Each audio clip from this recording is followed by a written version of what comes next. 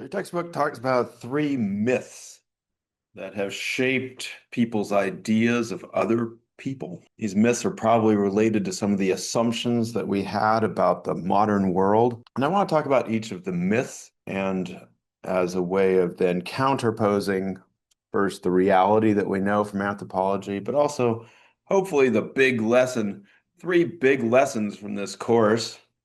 I hope you can take along with you, maybe. So the idea of the noble savage is a romanticization of indigenous people, that they are in complete harmony with nature and they're just children of the forest and cry every time we throw something away because it's hurting the environment. And on the one hand, it does sound like a nice idea.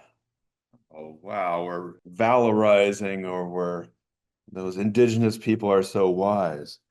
But it was a myth that was actually used to justify the displacement of people from their lands.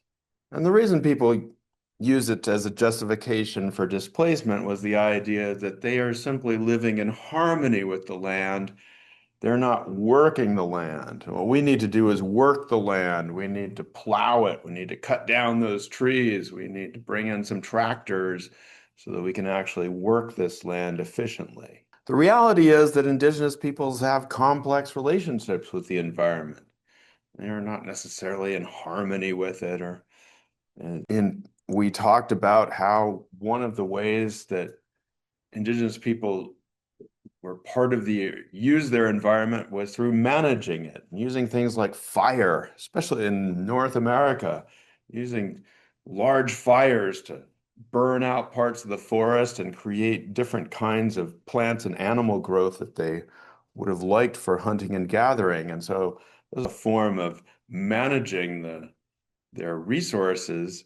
It was not necessarily they're in harmony. Part of it was burning away the trees that they didn't like. And in general, indigenous ideas about the environment and how you use it is one of not of hands off, but of being involved in that world. And so I hope from this course, one of the big lessons of this course is that it's important to understand different ways of approaching the world, different ways of knowing things, of thinking about things, of acting in the world. It's not because we agree with all of those things or that all theirs are good and our ideas are bad, but simply to take account of people's understandings of the world and that they may have something to teach us about the world, just like we might have something to teach others.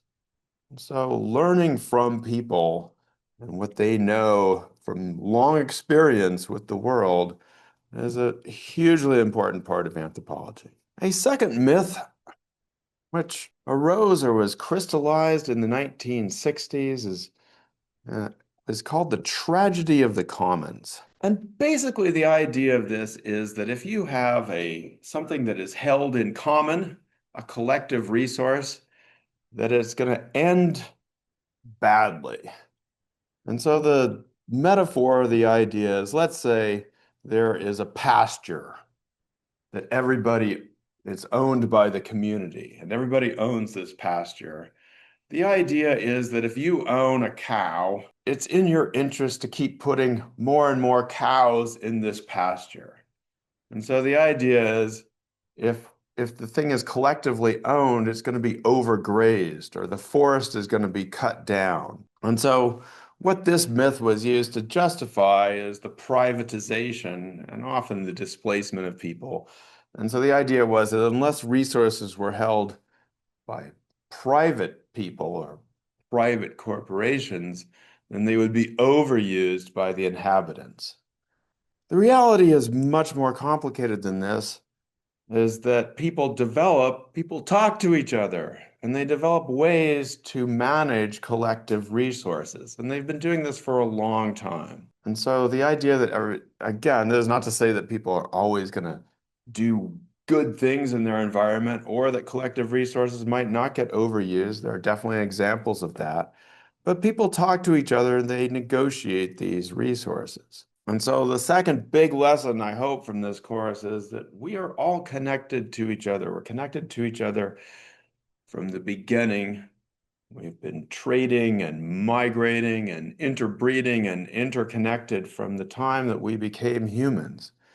And something bad that happens to somebody else in a faraway part of the world can affect all of us over here. And so it's a it's an important issue when we think about things like how to manage our resources, that these are not just things that we necessarily leave up to a few people to make these decisions about. This is something that we all need to be involved in. Myth number three, the population bomb. This also comes to us from the 1960s, a book called The Population Bomb, but you see it resurge every so often. And it's the idea that there's just too many people in the world, and that the world's problems are caused by how many people there are.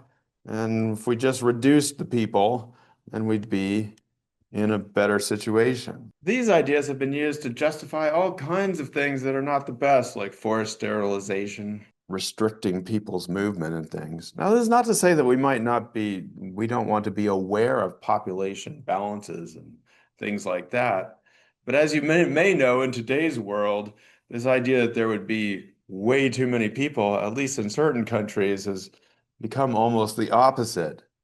Places like Japan, for example, are predicted to have half the number of people in 50 years or so that they have now. And even in the United States, certain people are trying to encourage us to have more babies. So I'm not sure if I want to encourage you to do that, but the reality of the matter is that in many different places, people develop sustainable balances and they don't just multiply and overuse their resources. So the third and final lesson, the flip side of vulnerability. What's the flip side of vulnerability?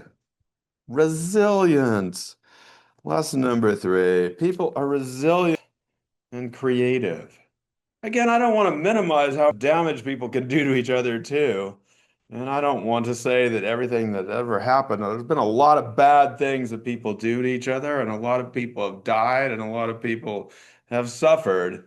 But even in the worst of human situations, even in conditions of terrible enslavement, for example, in the Caribbean, people resisted, were resilient, and created new things out of that situation, including new languages we call, like Haitian Creole, for example. Beautiful things out of terrible situations. Again, we don't want to say that everything's great or that people haven't been bad to each other. They have been to the planet, but there's a lot of creativity and resilience we can draw upon. Let people be creative and resilient.